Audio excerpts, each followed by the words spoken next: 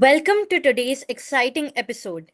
We are honored to have Ms. Sneha Menon, who works in philanthropy advisory at Dasra, a leading non-profit systems orchestrator working with diverse stakeholders across the social impact ecosystem, where she plays a pivotal role in transforming India by supporting non-profits and funders. Dasra is a strategic philanthropy foundation that nurtures powerful partnerships to help India achieve sustainable development goals by 2030. They aim to deepen impact in focused fields through scalable solutions, foster a trust based network of stakeholders to grow social capital, and much more. Ma'am's professional journey is truly inspiring. As strategy lead at Pehle Akshar Foundation, she spearheaded groundbreaking initiatives in education and teacher training across India. She also made significant contributions at Teacher Class Foundation, where she led partnerships and fundraising efforts for expansion. For us at Enactus, Ms. Menon's innovative approaches can help guide our efforts to create real change within our communities. Get ready to be inspired as we explore her journey. We welcome you, ma'am. Thank you, Prisha. This has been a really nice introduction, maybe more than I deserve, but thank you very much. Yeah. So, coming up with the first question, currently you're an advisor to non-profits at Dasra and have been part of various projects at RPG Foundation. What inspired you to choose this career path, and how do you balance long-term vision with short-term goals in your work with Dasra and other initiatives? At the moment, the only thing I do is at Dasra because it is a fairly encompassing role. But to take 5 steps back, when I first moved back to India, actually, one of the first organizations I ever met or interviewed with was Dasra. While I joined Dasra about 3.5 years ago, I met Dasra a very long time ago. And it's the first time I'd actually heard about the social sector in a professional capacity. Because otherwise, most of what I'd heard about the social sector was people who were from communities who were trying to do good work, social workers, and there was a certain stereotype about Yeah. social sector practitioners. But Dasra is the first time I was exposed to the social sector as a career path. And since then, actually, over the last 13 odd years, I've had different experiences with Dasra. And I would like to say that it continues to be an organization that inspired me to come back into the sector when I made the shift from the for profit world to the non-profit world, and continues to inspire what I do with communities, and maybe inspires a little bit of what you're thinking and talking about in terms of social change. That is great, ma'am. I'd like to learn more about your career engagement at Dasra. Based on your experience, can you tell us more about Dasra's activities, the social groups it impacts, the geography it covers, your team, and the source of funding? Yeah. Big question, lots of sub questions. So I'll try and answer it as succinctly as possible. Um, so Deval and Nida, who are people who inspire me every day. In some ways, I get to work with them very closely. Started Dasra with really one common purpose is to help communities that are vulnerable, marginalized, and don't have access to equitable sources of support that the rest of us from more privileged backgrounds get to enjoy. And they were very, very clear, and we continue to be clear that our work of supporting communities is going to be through championing nonprofit leaders that do incredible work. Over time, as we've evolved as an organization, we've also realized that it is our responsibility to also work with funders and philanthropists and work as bridge builders, catalysts. So my team is called Catalytic Philanthropy because we essentially catalyze philanthropy and we help work with nonprofits and funders to really help the ecosystem while keeping the communities at the center of everything that we do. Um, at Tasra, we work in a couple of different ways. We work directly on certain themes and issues that really need support. And we do that through collaborative action. So, in those specific verticals. We work on issues of climate, gender, adolescence, issues, informal workers, issues that are really important for the country and nation at large. And then we also do very specific work around catalyzing philanthropy. So working with philanthropists, funders as advisors, and working with nonprofits as they think about difficult questions of scale, sustainability, creating larger impact. But I think at the back of it all, we're orchestrators, we're facilitators, and everything that we do, that continues to be the common thread. And yeah, we're a very large organization at this point in time, and each part of the organization does different kinds of work. Within the catalytic philanthropy team that I'm part of, we work as the advisory unit within Dasra. So we're like a mini unit within Dasra. And we work with advising these different stakeholders that you spoke to in my introduction. In terms of who funds Dasra, I think we have had the privilege and fortune to have supporters from large foundations and individuals that really believe in our work. And so they are the ones that support us. We do have some global philanthropists and funders, and we have some incredible Indian philanthropists that support our work. And we get support in terms of projects, and we get support as an institution. And that's a little bit of our funding source. Great, ma'am. That was really informative about Dasra. So, moving on, to understand your journey better, I'd like to go a little back. I would like to hear about your childhood, your education, and early career. And as we all know that those are the most integral part of anyone's lives. So, how did those experiences shape your path?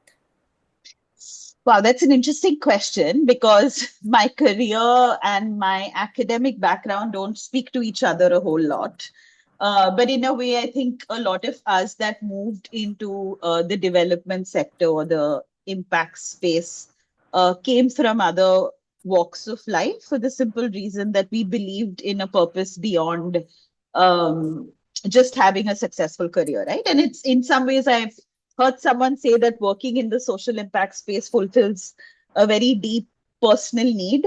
And it is, while it seems selfless, it's a fairly selfish need to actually learn from the communities, to find a way to give back and to find a way to actually live a more fulfilling life.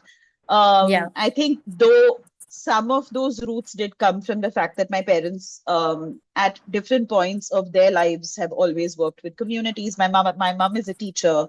My father used to volunteer on weekends, continues to support a bunch of communities where he lives.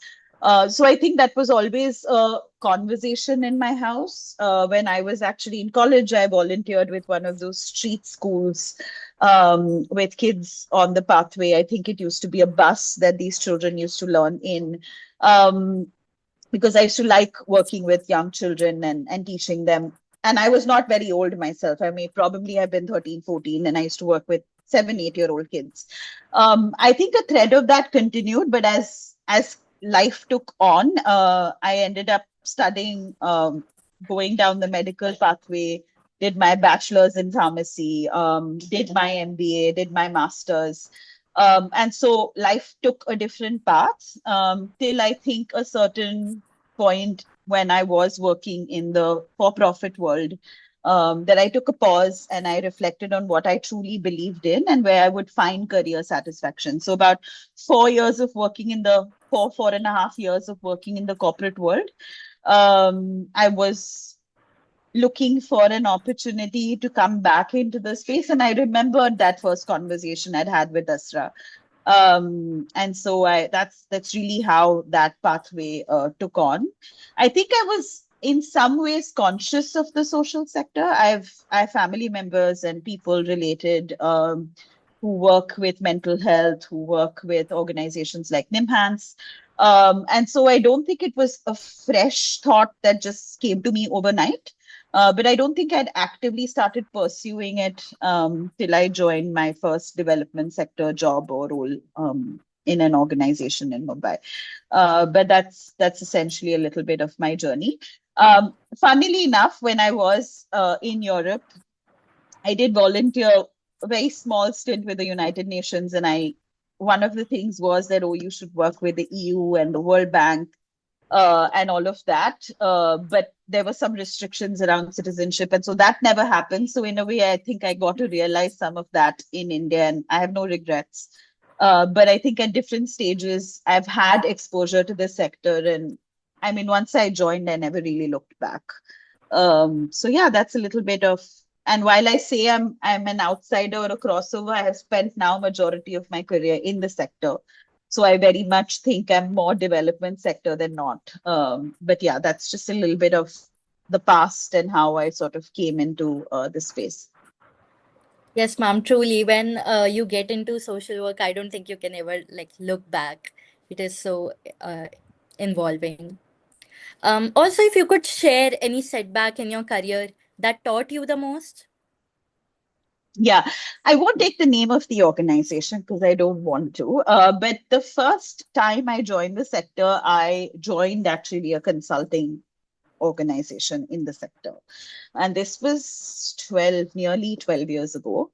Um, but it was my first development sector job, right? And I thought, like most young people do, I think, or at least I did, that I'm going to get in here and I'm going to consult and I'm going to do this really cool thing and I'm going to give this big advisory gyan, um, only to get into the organization and realize I know nothing.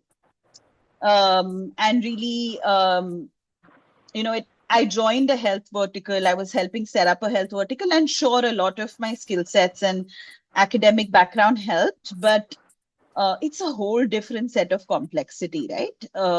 Working with communities, working on life-threatening conditions, working with government. It requires a completely different set of experiences, which I was ill-equipped. And the organizations I had the fortune and privilege to work with at that point were the biggest in the health domain at that time, very technical. And so I really had to take many steps back and say that I don't know enough to advise these organizations. Sometimes I still feel like I don't know enough. So I think that was my first big aha moment. And I said, there's so much more I need to learn. And I think that journey of learning and needing to learn more to be able to support and contribute the sector continues to hold true in my life. And probably my biggest learning. And feeling very small, but feeling also like there's so much more I need to do before I can be an advisor or a consultant to anyone in the sector. Yeah. What advice would you give to students who want to make a difference in this field but don't know where to start? Like, if you were starting your journey today as a student, what would you have done differently that would make a bigger impact? I mean, firstly, when I was a student, I think the world looked very different. I think the world looks very different today, right? I don't think the idea of having even a conversation like this was a possibility. And I'm not that old, but I'm old enough to not have known Zoom when I was a student, right? I think technology, the digital world, all of that came into existence when I was in college. And actually, by then, I think the opportunities that exist today didn't exist then. But I think if I was born in today's time and age, and I was a college student like you are, I would probably spend my vacations volunteering with different kinds of organizations and learning their work firsthand, instead of jumping in from with this know-it-all attitude, which I had. I would have jumped in to just learn, observe, intern, speak to these incredible leaders and organizations, which since then I've had the privilege to do. But I would have loved to do that as just a learning experiment and internships that I think are possible today, that I didn't think were possible back then. And there's some great organizations that you can learn from and volunteer with and support, because there's really no other better teacher than really working with these organizations. And then you can decide what you want to study and pursue deeper and specialize in and so on and so forth. But yeah, that's really what I would change. That is great, ma'am. Really. Um, I've seen that you've worked on several projects during your professional career. Is there any one project that stands out in your opinion, and why? I don't know if this, so I think all the projects I worked on are very special for very special and different reasons. But there was one particular project that I still can't believe we did. Um, it was in COVID actually. And we, as the organization I was part of, had a mandate or had an opportunity to work with the state government of Maharashtra on building curriculum for radio and Doordarshan. Uh, and in COVID, where you there was lockdown, I was very much in Mumbai and Maharashtra and producing a television show because that's essentially what it was. Yeah. Without having done any of that before. Like I understood how to build content, I understood education pedagogy. I had done that for a while, or I had a sense, and I had a team that was very, very competent.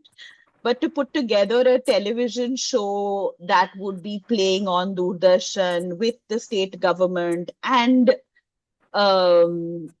staff that couldn't travel and had to come from different parts of India, and it was and record in a in a low income setting because we couldn't really record. We had to record in a government facility, which was a great facility, but wasn't like a production house. And do the editing with this incredible team I had. Sometimes when I think about it, I can't believe it happened. Good, bad, ugly, I don't know, but I just the fact that we put material out there in a time when everything else around us was shutting down, locked down, there was no access. I remember having a conversation about green screen. And I had no idea, like I had zero idea on how that would work. I remember selecting actors who were not actors, they were social workers to teach and teach them acting, not that I knew acting, and then build content for and do editing and post-production work. And I had an incredible team. And I don't know if Janessa will hear this podcast, but if she does, it's a huge shout out to her. But it was, I mean, the fact that we did it is just still insane and still feels weird and impossible to me, but it happened. And so that's probably the project that taught me the most. It taught me that whatever you ask me to do, I will find a way to get it done. And yeah, it was also a very difficult personal time. It was a difficult time in the country, the globe. There was a pandemic. So in the middle of all of that, to say that it was crazy, but yeah. That really sounds like one of a lifetime experience. Ma'am, you have had some volunteering experience in teaching as well. Is this one of the areas where you aspire to make a significant change? I found out that you spent considerable time with Mentor Me India. What exactly was this engagement like? Um, do I want to be a teacher? I don't think so. It's a really difficult job, and I spent a small period of my career teaching, I think, but you can't take the teacher out of me in some ways. I think my team will agree. But at some point, I did aspire to do my PhD and, become a professor and all of that. I don't think I have those dreams anymore. I think those have changed. But I do come from a family of professors and teachers, so I don't think it was unusual. But I think my mentoring, so I used to mentor a girl in from a really small low income household in Goregaon. And I spent time I think she was in the ninth grade, getting to know her, getting to know her background. I don't remember exactly how I got associated to Mentor Me, but um, I wanted to understand what the mentoring ecosystem looked like. I spent weekends with her, understood her life. She still continues to be one of my biggest teachers in life because she just taught me so much about having hope, having aspirations, having dreams without having the right start in life. Which was, yeah, and I think for me, it was also a way to understand what communities look like, to find a way to support um, in a capacity that I didn't feel a lot of pressure because it wasn't a job, it was a volunteering role. But I feel like when I was a mentor, I felt a lot more responsibility because once this sort of young person is in your life and you are responsible for their career and their life and their growth, and they share things with you that they may not be able to share with their families, I think it was quite intense. It taught me a lot. Unfortunately, I think because of some changes in the program, there was a lack of continuity.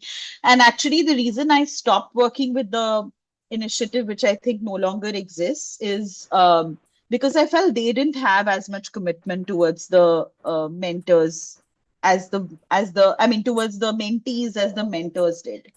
So yeah, it was an interesting experience. I think it was really important to understand. I mean, really taught me a lot about what the right kind of mentorship can do in a person's life, and just the importance of having mentors.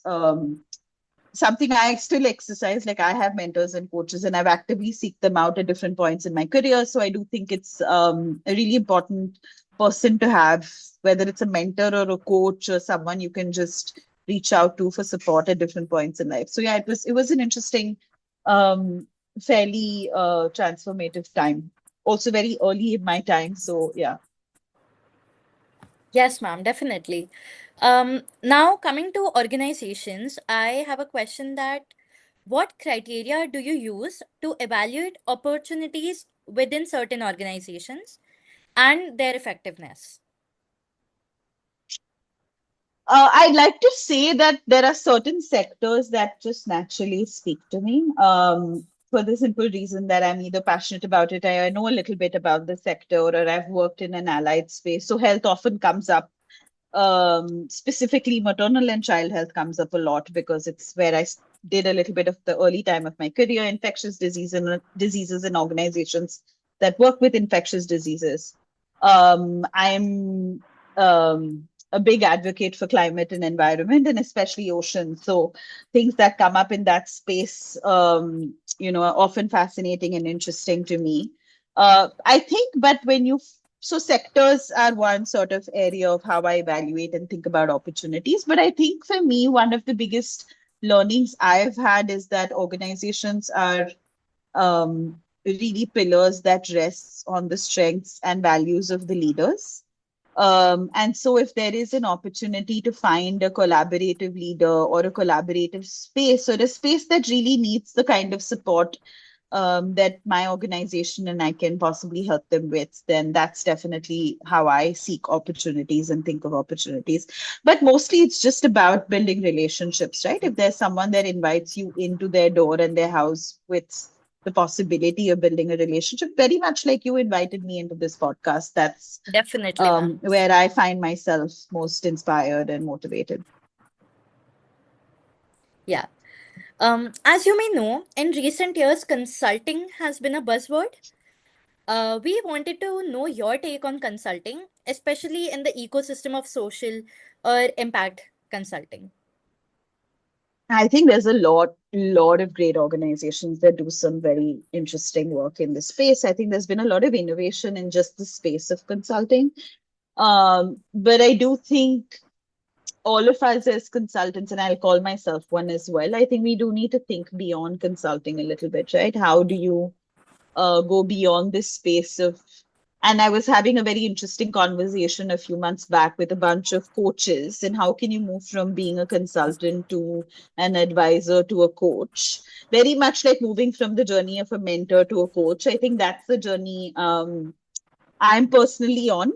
I'm definitely nowhere close to being a mentor or a coach, but I think intentionally I'd like to be a traveler and a passenger on the train that an organization is on, and not really be the one, because they do really difficult and important work, and for me to be able to support and enhance them as opposed to being front and center and giving them advice is the big change from when I started in the consulting space to where I am today.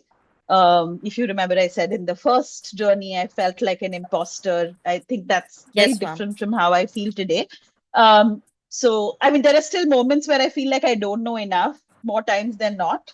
But I feel more comfortable in being a friend and a traveler than being a consultant, because I think consultant is a really heavy word, right? it almost makes you seem like you need to have the answers to all the questions, as opposed to these incredible leaders who spend their whole life trying to solve this problem and definitely know more about the solution than you do or I do. So I think just that lens and nuance for me is important. I think about the impact consulting space. Yeah. I think it's still very much looked at as an investment opportunity and an avenue of investment and thinking about impact. And I think the word impact in itself is quite nuanced. In fact, something I was reading a while ago about how even the funding landscape has changed from people asking, previously funders would only ask for outcomes, right? Like, what will you do with the funding? But now the question has moved beyond the what to the so what, which is, so what if you have done this activity? So I think impact investing is a little bit in the so what is the outcome, what is the impact, which in the short term is often very, very hard to measure, right? I think one of the things we often say in the sector is that the impact of your work will probably be seen by generations after you. And a lot of our effort and endeavor is to shorten that timeline a little bit so that the communities that are suffering today can see, or the communities that need the support today are getting the support today and not 10, 20, 30 years down the line. And I think every single social impact practitioner I have met is trying to shorten that time gap. So for me, at least, the impact investment and the impact consulting world talks about a lot of different things. And I wish, and I know the language changes every year, the frameworks change every year. But yeah, that's a little bit of my take based on experiences I've had. Ma'am, that was actually a really insightful take on that. Um, Moving on, in this day and age, how do you think technology and innovation can be leveraged to address the world's most pressing social issues today? It's funny. I just came out of a meeting with someone who worked in the technology space in the for-profit sector and has recently moved into the non-profit sector. Um, and she said, I counted how often I could go without hearing the word AI. And she could, Yeah. within 12 interactions she had had, within the 12 conversations she had, she heard the word AI. I think it's the world has moved a lot, but I'll pick up something that someone I think of as a coach and advisor and someone who I really respect says. He's very much in the technology space. Um, and I think technology, AI should help build efficiencies in the system.